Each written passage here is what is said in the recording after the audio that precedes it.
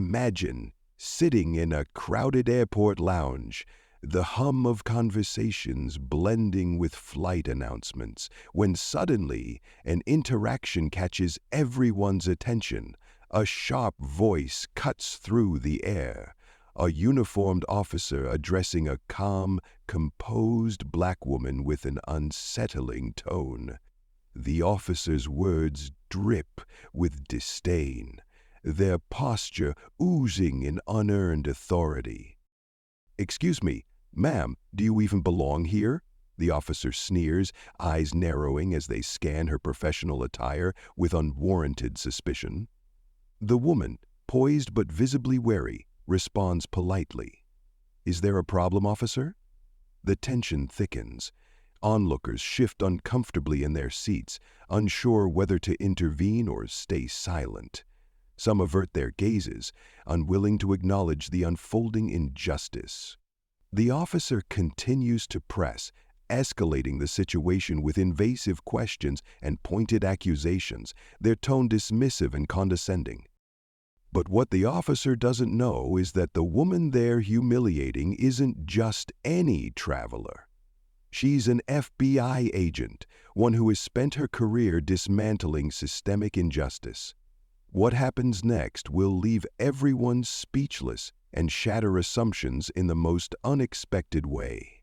This is a story of resilience, prejudice, and the power of truth. A tale that forces us to question how deep-seated biases influence public spaces and what happens when those biases are exposed in the harshest light. Stay tuned as we unravel this gripping confrontation, where identities clash, assumptions crumble, and one extraordinary woman reminds us all why standing up for dignity matters. The bustling airport was alive with activity. Rolling suitcases, hurried footsteps, and the constant chatter of travelers filling the expansive terminal.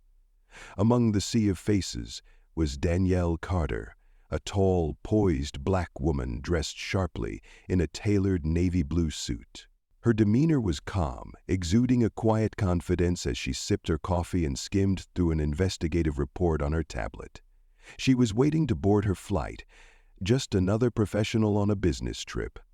Or so it seemed. Danielle wasn't just another traveler. She was a senior FBI agent, renowned for her sharp instincts and impeccable record. But in this moment, she wasn't thinking about her career or the countless cases she had solved. Her focus was on reaching her destination and catching a moment of peace before her next assignment. The terminal's ambient noise was comforting, almost lulling, until a voice sliced through it. "Excuse me, ma'am." Danielle looked up to see a uniformed officer standing over her. His tone was curt, his expression neutral but sharp enough to imply suspicion. "Yes?" Danielle responded evenly, lowering her tablet. The officer's eyes darted to her briefcase, her badge, half hidden but clipped securely inside her jacket pocket, and back to her face. "I need to see your boarding pass and identification," he demanded, his voice carrying the weight of authority but none of its professionalism. Danielle blinked, momentarily taken aback. She had been sitting quietly for nearly an hour, doing nothing to attract attention. Around her, other travelers looked on curiously, some glancing away quickly as if trying to avoid involvement. "May I ask why?" Danielle inquired, her tone polite yet firm. "Routine security check," the officer replied, his eyes narrowing. Danielle's training kicked in. She knew how to read people, and it was clear this wasn't routine. This was something else, something uglier. She could feel the weight of his assumptions pressing down on her, the unspoken accusations woven into his words. "I'd be happy to comply," she said calmly, reaching into her jacket. "But I'm curious, did you ask anyone else sitting here for their ID?" The officer hesitated, his expression briefly faltering before regaining its stony demeanor. "I don't need to explain myself to you," he retorted. The tension in the terminal was palpable now. Travelers nearby shifted uncomfortably, some pretending not to notice, while others watched with thinly veiled curiosity. Danielle felt the familiar pang of frustration and exhaustion rise in her chest. She had experienced moments like this before, moments when she had to prove her worth, her legitimacy, in spaces where others weren't questioned. But today she wasn't just Danielle Carter, a traveler minding her own business. She was Danielle Carter, an FBI agent who had seen this type of prejudice before, and she knew how to handle it. "Very well, officer," she said, a faint, knowing smile tugging at her lips. She handed him her ID. What happened next would shake the room and leave everyone questioning their assumptions. The officer scrutinized Danielle's ID, holding it up to the light as though searching for something amiss. His lips pursed tightly, and his brows furrowed in a feigned display of intense focus. Around them, the terminal buzzed with whispers as passengers exchanged knowing glances. Some were curious, others judgmental, and a few visibly uneasy. "Miss Carter," the officer began, his voice heavy with forced authority. "What brings you here today?" Danielle raised an eyebrow, her patience thinning but her composure unwavering. I'm catching a flight, as you can see. And what's in the briefcase?" he pressed, his tone becoming sharper. Danielle sighed inwardly. The briefcase contained nothing more than case files and her personal items, but she could sense where this was going. "Work documents," she replied, meeting his gaze without flinching. The officer's expression hardened. "Mind if I take a look?" "Yes, I do mind," Danielle said firmly. "Unless you have probable cause or a warrant, you have no legal right to search my belongings." Her response seemed to rattle him. His posture stiffened, and a flicker of irritation crossed his face. Around them, the tension grew thicker. A middle-aged woman in a beige cardigan, sitting a few seats away, shifted uncomfortably and muttered under her breath, "Why doesn't she just cooperate?" Danielle heard it but didn't react. She had learned long ago to pick her battles, and this one was still unfolding. The officer, emboldened by the murmurs of agreement from a few nearby onlookers, straightened his shoulders. "Ma'am, we can make this easy, or we can escalate it. Your choice." Danielle's jaw tightened, but her voice remained calm. "Officer, I am more than willing to cooperate within the boundaries of the law. However, I will not consent to an unlawful search or tolerate being singled out without cause. Now, if you'd like to escalate this, I suggest you do so with the proper channels." Her words were measured, but they carried a weight that seemed to unsettle him. For a brief moment, uncertainty flickered in his eyes. Then, as though to reassert his authority, he gestured to a nearby security guard. "Call for backup," he barked. The guard hesitated. Sir, is everything okay?" "I said call for backup," the officer repeated, his voice rising. As the guard reluctantly moved to comply, Danielle noticed a young black woman sitting nearby, clutching her phone tightly. Their eyes met briefly, and the woman gave her a small nod, a silent show of solidarity. Meanwhile, the officer's voice grew louder, drawing more attention. "I need everyone in this area to remain seated. We're conducting a security check." Danielle watched as passengers glanced around nervously. Some complied without question, while others whispered among themselves. One older man with a briefcase muttered, "This is ridiculous," before sinking back into his seat. The backup arrived quickly. 2 additional officers and a supervisor, a tall woman with a no-nonsense demeanor. She approached the scene with measured steps, her eyes scanning the area before landing on Danielle. "What's going on here?" the supervisor asked. "Routine check," the first officer said, his tone defensive. This individual was acting suspiciously. Danielle's lips twitched in a bitter smile. Suspiciously? The word hung in the air like a loaded weapon aimed squarely at her. The supervisor turned to Danielle, her gaze assessing but not hostile. "Ma'am, do you have any objections to answering a few questions?" Danielle met her gaze steadily. "None at all, provided they're reasonable and not based on assumptions about my race or appearance." The supervisor blinked, taken aback by the directness of her response. Before she could reply, the first officer interjected. "She refused to let me check her briefcase."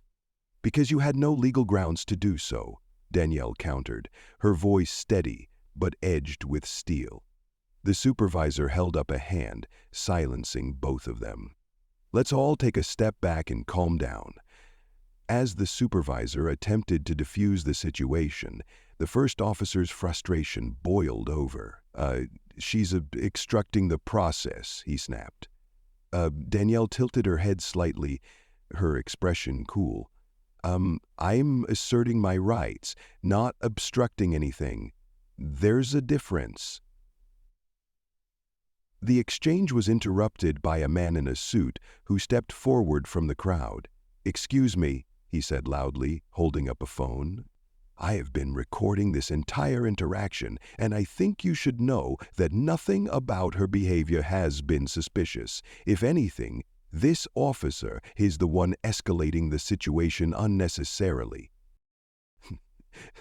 The officer's face turned a deep shade of red. "Stay out of this," he barked at the man. "No, he won't," another voice chimed in. It was the young black woman Danielle had noticed earlier. She stood up, her phone also in hand. "This has gone on long enough. You're harassing her for no reason, and everyone here can see it." A ripple of agreement spread through the crowd. Passengers who had been silent before now began murmuring their support.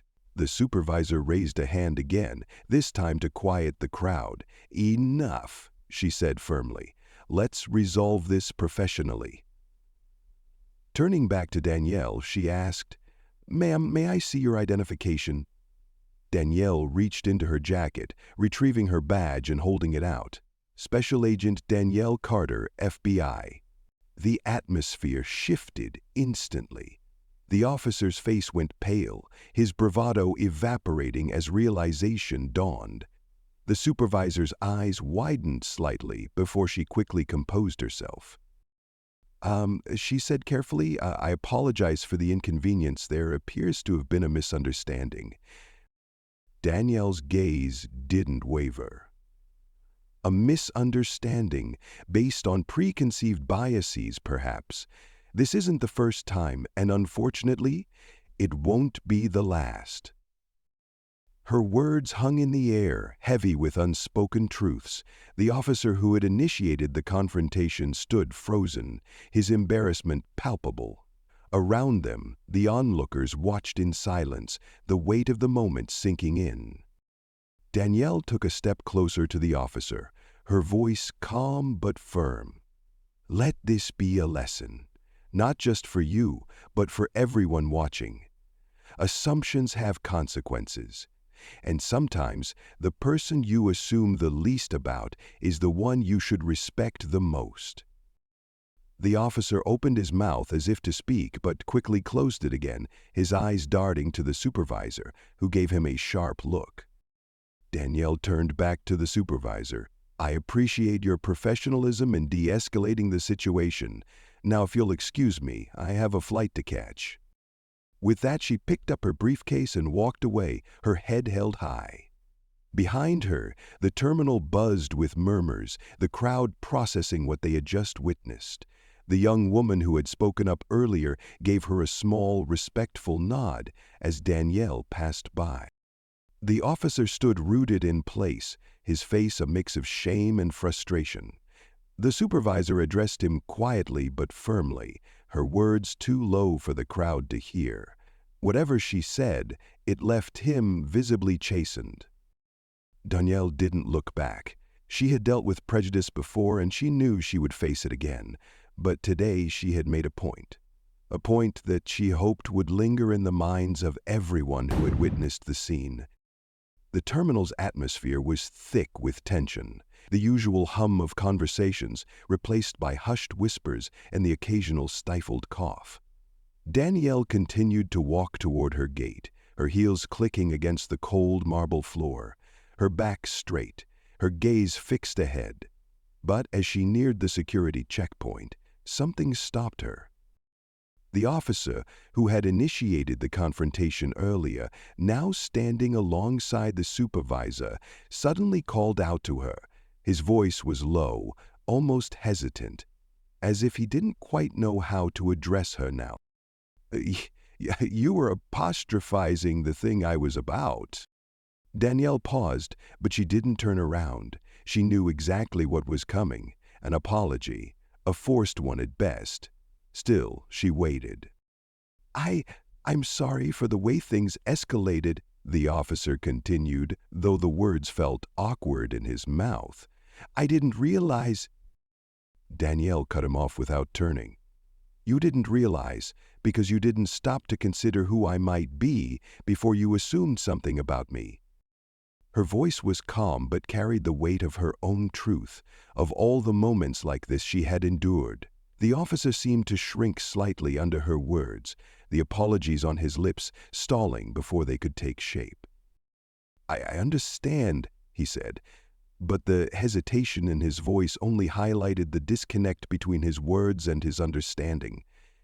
He wanted to apologize, but there was no easy way to undo the damage done. His arrogance, in that initial moment, had shifted into something else. Shame, perhaps, or embarrassment. Maybe even a quiet recognition of how deeply ingrained biases could blind a person to the truth in front of them. Danielle remained silent, still walking, but now slower, as though giving him one final moment to grasp the enormity of what he had done. The supervisor, noticing the tension in the officer's voice, took a step forward. "I truly wanted improvements and I searched for an answer every way. But after what I saw, I am sure it will happen. No one can perfection, but great cow! I truly regret what happened. It was a misunderstanding, but the way you were treated was inexcusable." Danielle turned then, meeting her gaze directly. "A misunderstanding?" she repeated, her tone sharp, the weight of her words piercing through the apologetic atmosphere. "Let's not sugarcoat this. It was never about misunderstanding. It was about assumptions, about prejudices that people don't even know they're carrying. You don't treat someone like that unless you've already made up your mind about who they are." The supervisor flinched slightly, and for the first time, Danielle saw a flicker of guilt in her eyes. The officer beside her remained silent, his head bowed. For a long moment, Danielle stood there, her arms crossed, the briefcase still firmly in her hand. She had made her point. She had confronted the situation head on and called out the behavior for what it was: prejudice, in the form of a uniform and a badge. She wasn't just confronting one officer's actions. She was confronting a system that too often failed to see beyond the surface. And then, in that moment, something unexpected happened. The woman who had earlier recorded the incident on her phone, Danielle recognized her now as the same woman who had spoken up when others stayed silent, stepped forward from the crowd. "I think we all need to hear this," she said, her voice clear and firm. "What happened here today isn't just about one officer or one woman. It's about all of us. It's about the way we let things like this happen, day in and day out. We're all complicit if we stay silent." There was a brief, stunned silence before others in the terminal began to murmur in agreement. Some passengers shifted uncomfortably. Others stood a little taller, as if realizing for the first time that this wasn't just Danielle's fight, it was theirs too. Danielle didn't respond to the woman immediately.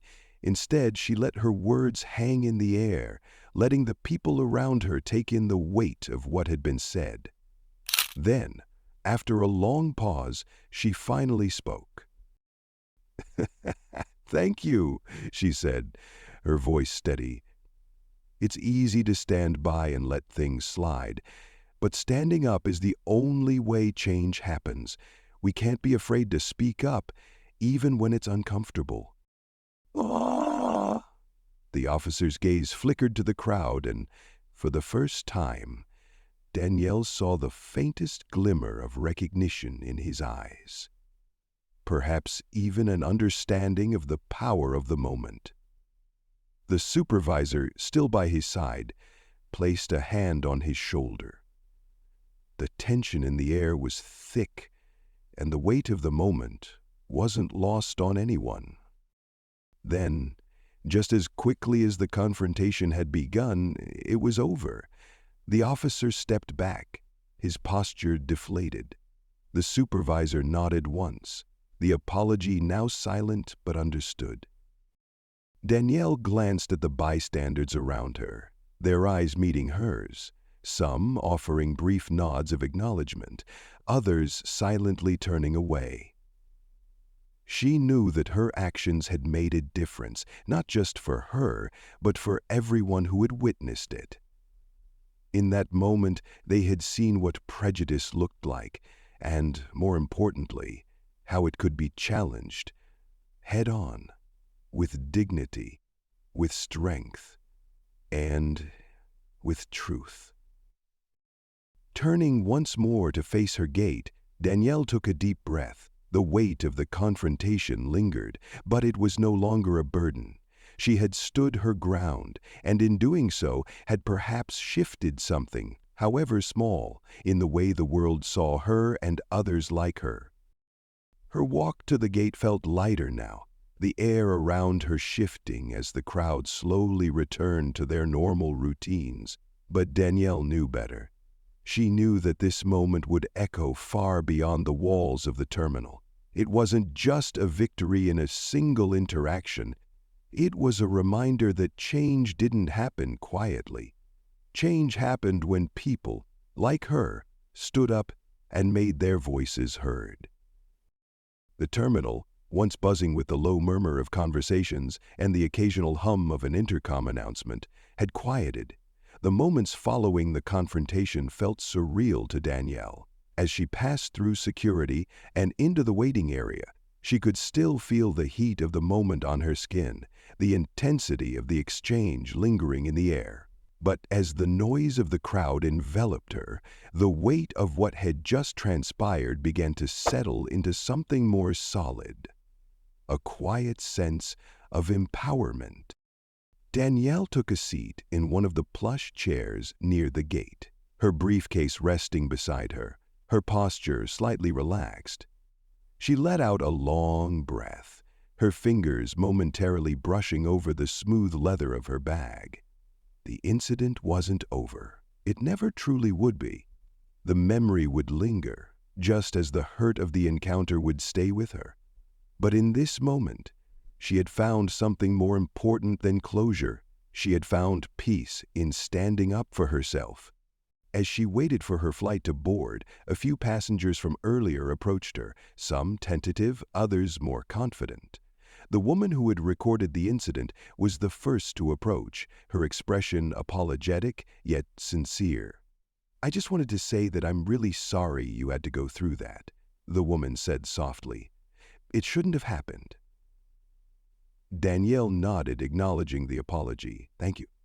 But I appreciate you speaking up. It makes a difference."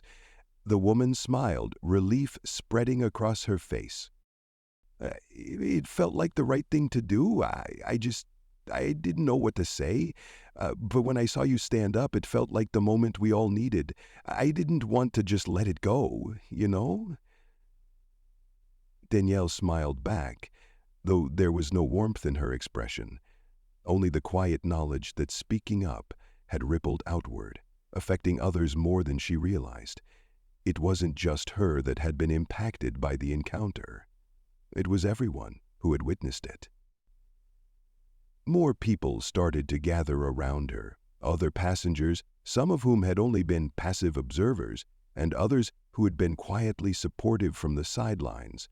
Slowly, conversations began to form, not about the incident itself, but about what it meant for all of them, what it meant to recognize prejudice when it happened, what it meant to speak up. "I've never seen anyone call out something like that so directly," a middle-aged man said, his voice tinged with awe. "You did it with such calm strength. I don't think I would have had the courage to do that." Danielle shook her head gently, not looking for praise, but grateful for the acknowledgement. "It's not about courage," she replied quietly. "It's about doing what's right, no matter how uncomfortable it feels." The man nodded, and for the first time in the entire exchange, Danielle felt the slow shift inside her heart, like the tension had broken, not just for her, but for everyone who had witnessed it. She had stood up for herself, but it was more than that. She had sparked a conversation, one that, for many in that terminal, would stay with them long after the incident had passed.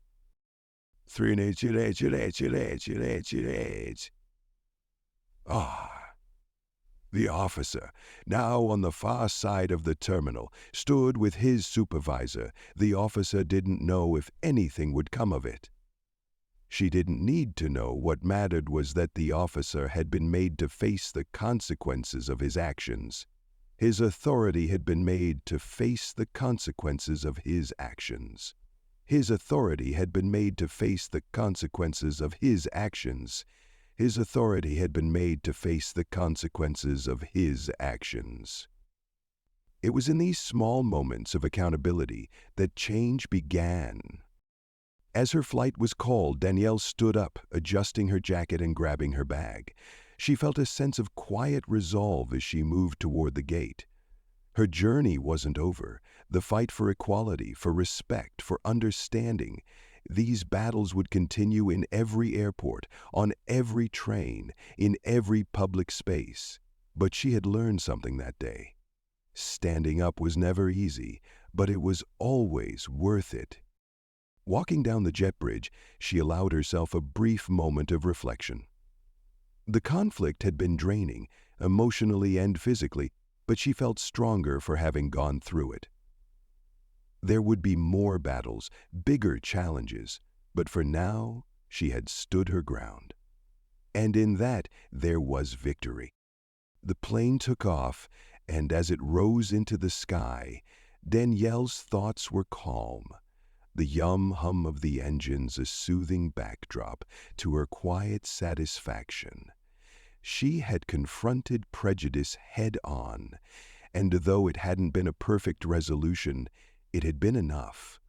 Enough to make a difference, enough to start a conversation, and enough to remind her that no matter how uncomfortable, standing up for what's right was the only path forward. As the city below faded into the distance, she knew one thing for certain. The world was changing, one confrontation at a time, and she would be there, standing tall, ready for whatever came next. As the final seatbelt sign flickered off and the plane settled into its smooth flight, Danielle leaned back in her seat, her eyes closed for a moment. It was quiet now, almost too quiet, and as she looked out the window at the sprawling city below, a flood of thoughts rushed in. The confrontation, the harsh words, the weight of standing up in that moment. It had all happened so quickly. But what stayed with her most wasn't the anger or the frustration. What lingered was the quiet strength she'd felt in that moment of truth. Danielle knew this wouldn't be the last time she'd face prejudice or bias. It wasn't a battle that could be won in a single confrontation, or even in a lifetime of them. But each time, each small moment of standing up counted. It wasn't about being perfect, it was about being present. It was about recognizing injustice when it happens and deciding not to let it go unchecked. The flight attendants moved down the aisle, offering drinks and snacks to passengers. Danielle didn't need a snack right now, but the act of being on this plane, of moving forward, felt symbolic. She wasn't just physically traveling. She was moving towards a deeper understanding of herself and the world around her. The journey of confronting injustice was a long one. It didn't always come with applause or recognition. Often it went unnoticed or unacknowledged. But in moments like these, when a silent witness spoke up, when the weight of prejudice was lifted even for just a moment, it made all the difference. And so, as the plane soared above the clouds, Danielle reflected not just on the personal victory she'd experienced, but on the bigger picture. Every moment of silence, every quiet act of standing up, contributed to the gradual shift in society. Every time someone chose to speak out, to challenge a harmful stereotype or confront bias, the world became just a little bit better. In the end, the true measure of change wasn't in grand gestures or large-scale movements. It was in the countless everyday moments when people chose to be better, to do better, and to stand up for what was right. The world could be uncomfortable. People would make mistakes. But as long as there were people willing to face these challenges head-on, people like Danielle, and like those who had supported her in that moment, the world had a chance. It had a chance to heal, to grow, and to become a place where everyone, no matter their background, could walk through it with dignity, respect, and equality. As the aircraft ascended further into the sky, Danielle looked ahead, feeling a quiet sense of peace. The journey would never be easy, but it was hers to continue. And she would keep fighting, one step, one conversation, one moment at a time. With that, she settled back into her seat and closed her eyes, knowing that though this chapter was over, the story, her story, was far from finished.